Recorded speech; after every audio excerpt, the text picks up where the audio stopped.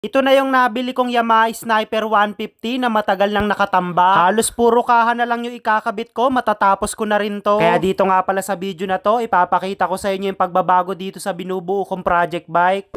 Bale, ito na nga pala yung day 9 ng pagpapapogi ko dito kay Project Snoopy. At dahil medyo nagtatampo na nga pala si Tagtag dahil hindi na nga pala siya nagagamit, pagkatapos mabuo siya nga pala yung ginamit ko para bumili ng gas. Plano ko na kasi mapagana yung makina para tuloy-tuloy na tayo sa pagkakabit ng kaha. Bumili na nga rin pala ako ng coolant tsaka brake fluid para mapagana na rin natin yung preno dito sa harap at likuran. Mukhang mabilis lang talaga tapusin tong sniper, pero sa totoo lang hindi ko inaasahan na medyo magtatagal talaga ako dito. Pero mukhang sulit na rin naman yung gastos, lalo na yung pagod pag ganito yung makikita mong kinalabasan ng itsura. Kaya pagkatapos ko nga pala salina ng gasolina, konting sound check lang. Medyo tunog bangka pa nga pala to dahil hindi pa natin nakakabitan ng tambutso.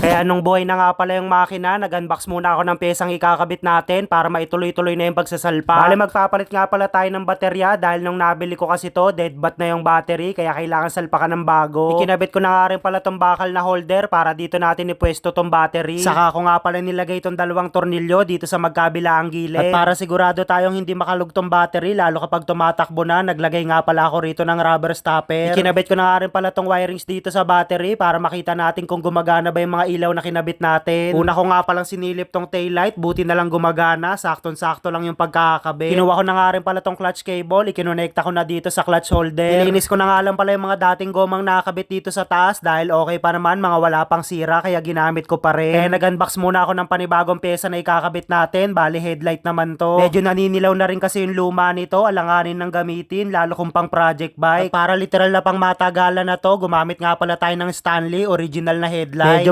maapdilan talaga sa bulsa yung presyo ng mga original parts, pero siguradong matagal na uli bago tayo magpapalit nito. Pero bago nga pala natin ikakabit yung headlight, inilagay ko muna pala tong master para mamaya isang salpakan na lang. Bali, tinanggal ko nga muna pala yung gauge para maisakto natin tong lagay ng side mirror, may butas kasi yun sa kaha. Kaya dinamay ko na nga rin pala ilagay tong clutch lever para maisakto rin natin lagay ng side mirror dito. Bali, yung ginawa ko nga pala rito, una ko nga palang sinalpak tong cable dito sa lever, saka ko sinagad dito sa pinaka-adjuster. At noong sakto na nga pala yung paglalagay, ikinabit ko na rin yung tornilyuhan niyan. At para makatapos na nga pala tayo dito sa side ng handlebar, kinuha ko na nga rin pala tong bagong hand grip na ilalagay natin. Bali, genuine din to. Tapos ikinabit ko na nga rin pala tong engine sprocket, pati yung lock, itinornilyo ko na rin. Yung akala kong malapit na talagang matapos to si Project Snoopy, pero sa totoo lang, marami pa palang kailangan gawin. Marami pa kasi tong maliliit na parts na kailangan mo ikabit isa-isa. Bali, nagpalit nga rin pala tayo ng bagong sprocket para mas malinis tignan. Tapos ginamita ko na rin na yayabangin, dagdag detalye lang. Kaya nung nahigpitan ko na nga pala yung yayabangin, saka ko nga pala binalik yan dito sa swing arm. Kaya tinanggal ko na nga pala sa plastic tong bagong kadena na gagamitin natin. Bali, kulay gold naman to. At dahil naka swing arm nga pala to, siguradong hindi na natin kailangan magputol dahil mas mahaba na to sa stock. Kaya pinagapang ko muna tong kadena dito sa engine sprocket para makonekta ko tong magkabilaang dulo. May kasama na nga rin pala yung lock, kaya nung napagkonekta ko sila, ikinabit ko na rin dito. Gumamit nga pala ako ng plies para maitulak ko yung pinaka-clip sa dulo. Kaya nung nailapat ko na nga pala na maayos yung kadena, konting adjust lang dito sa swing arm para pumantay yung gulong dito sa rear fender. At para masimulan ko na rin maayos yung mga preno nito, kinuha ko na nga pala tong caliper. Bali, gagamit nga pala tayo ng 4-pot dito sa harap. May kasama na nga rin pala tong CNC bracket para siguradong salpakan na lang. Bali, kinabit ko nga muna pala tong bracket para makita ko kung may sasabit ba sa likod, lalo na sa may display. Buti na lang medyo malayo yung gap, kaya isinalpa ko na nga rin pala tong caliper dito sa kinabit natin na bracket kanina. Halos saktong-sakto lang yung fittings, kaya dito naman sa likod yung sinunod natin. Pinaklas ko muna tong rear axle para lang mailapat naman tong bracket nitong caliper. Dito medyo nag-convert tayo ng bahagya dahil tumatama yung disc plate sa caliper, kaya naglagay nga pala ako ng 3 washer sa loob. Mas lamang kasi yung paling sa kaliwa kaysa sa kanan, kaya pinantay lang natin. Kaya nung sakto na nga rin pala yung pagkakalapat, ikinabit ko na nga rin pala tong rear axle pati tong bracket para masubukan natin kung meron pang sasabit. Ito talaga yung madalas nagiging challenge, lalo kapag bubuo ka ng motor. Marami kasing nakaka-encounter nito na hindi nape-freewheel yung gulong sa harap at likod. Buti na lang sakto na yung pagkakalapat, kaya ikinabit ko na nga pala yung yayabangin white bolts nitong caliper. At dahil all goods na tayo sa mga sabit ng mga caliper, ito na nga pala yung time para mag-bleed naman tayo para mapagana na natin total itong mga preno. Una ko nga palang tinirada dito sa harapan, kinabitan ko na nga pala ng brake hose, tapos tinanggal ko na rin tong takip ng brake master. Ordinary na brake fluid lang yung gagamitin natin, bahagya ko lang pinunutong master. Halos naka 10 minutes din akong pumiga nitong brake lever, buti na lang bumaba na yung fluid, kaya nagsimula na nga pala tayo mag-bleed. Tinanggal ko lang tong goma ng bleeder, tapos bahagya ko lang yan niluwagan habang nakapiga dito sa brake lever. Mararamdaman mo naman na may pressure na yan, lalo kapag pabulwak talaga yung fluid. Kailangan kasi talagang gawin to para matanggal lang yung hangin sa loob ng hose. At makalipas ka ang halos 4 na beses na pagbe-bleed, sa wakas makapit na nga pala yung preno, kaya nirepilan ko na ulit yung brake master, pinuno ko na. Tapos bahagya ako na rin tinesting kung okay ba yung pagkakalapat, buti saktong-sakto na. Kaya dito naman tayo sa likuran, ito naman yung sunod na papaganahin natin. Kaya kinabitan ko na nga pala ng mga o-ring yan, tapos gumamit tayo ng banjo na yayabangin. Binuksan ko na nga rin pala tong takip ng brake fluid tank para malagyan na rin natin. Pero dito medyo nagtagal ako ng bahagya, halos nakakadalawang bleed na kasi ako, wala nangyayari kahit bumaba na yung brake fluid. Pagtingin ko nga pala sa kabilang dulo ng hose, naglilik pala, kaya pala ayaw kumagat ng preno. Pero dahil medyo inabot na nga pala ako ng hapon, bukas ko na yung sisilipin, uunahin muna natin tong pag-change oil, iwas change oil. Bali speed metal oil nga pala yung ginagamit natin, legit to from Taiwan, hindi tayo connected dito, pero ito na kasi yung kinasanaya kong gamitin. Bali ito nga pala yung pinakahuling pyesa na isasalpak natin, gagamit nga pala tayo ng open pipe para lalong mas matikas tignan to si Project Snoopy. Sakto lang din naman dahil malapit na magbagong taon, hindi na natin kailangan magpaputok, makina na lang yung pasasabugin. Kung napanood nyo nga pala yung dito nito, bali naputulan nga pala to ng tornilyo dito sa head, buti na lang napaayos na natin. Shoutout nga pala kay Kuya Kulot Works. Kaya nung naikabit na nga pala natin yung elbow sa head, gumamit nga pala ako ng tali para lang mahatak natin tong spring dito sa dulo, medyo matigas kasi yan. At nung naisalpa ko na nga pala ng maayos yung pipe, kinuha ko na nga rin pala tong kulan, nirepilan ko na rito sa radiator. Halos nakaisat kalahating bote rin tayo bago natin to mapuno, pero siguradong bababa pa to kapag na-minor na tong makina.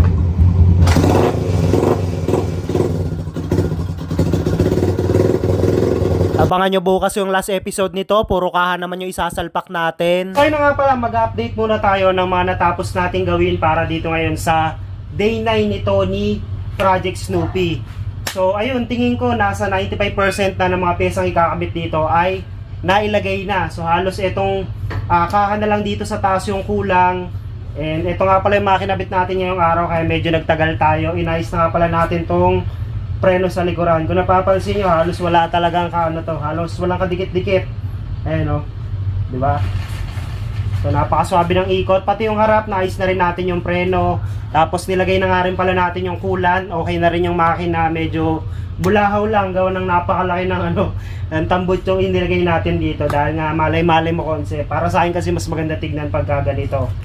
So ayun, pansamantala dito muna nagtatapos tong video na to. Pero bago nga natin to tuluyang tapusin, konting update lang para dun sa ipapamigay natin na Suzuki Smash for free. So sa mga walang ipon dyan, kung gusto magkaroon ng sariling motor, check nyo lang dito sa baba kung paano. Right? So ito nga pala yung sinasabi ko sa inyo kanina na laro, kung gusto yung magkaroon ng tsansa na mapamanahan natin ng Suzuki Smash sa November katapusan for free. So libre lang, ang gagawin nyo lang ay i-download nyo lang ton Photon game, tapos kapag na-download nyo, syempre install nyo na rin. And pagkatapos nyo i-install, mag-register kayo, pindutin nyo lang to.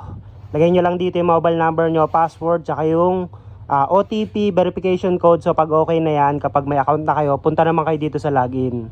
Ayan, kung naghahanap lang kayo ng paglilibangan, kung gusto yung marami kayong pwedeng laruin, ayan, talagang magsasawa na lang kayo kung ano yung gusto yung laruin dito. So sa mga magtatanong naman kung paano kayo maglalagay dito ng pondo, basic lang din, i-click mo lang tong wallet. Tapos pili ka lang dito kung magkano yung gusto mong ilagay na pondo rito sa laro. Yun yung pwede mong gamitin dito para makapaglaro ka, alright? So yun nga, kapag may pondo ka na, pwede ka nang pumili. Ito yung madalas kong nilalaro, Dragon versus Tiger. Kasi madali lang talagang tumama. Basic lang din manalo kasi Dragon or Tiger lang yung pipiliin mo rito. So subok tayo ng kahit 10 piso lang. Ayan, 10 piso dito sa Tiger. Ayan, para maiba. So dito yung makikita kung magkano na yung tinataya ng mga naglalaro. Ayan, tapos dito sa taas kung ano yung nanalo, kung Dragon or Tiger.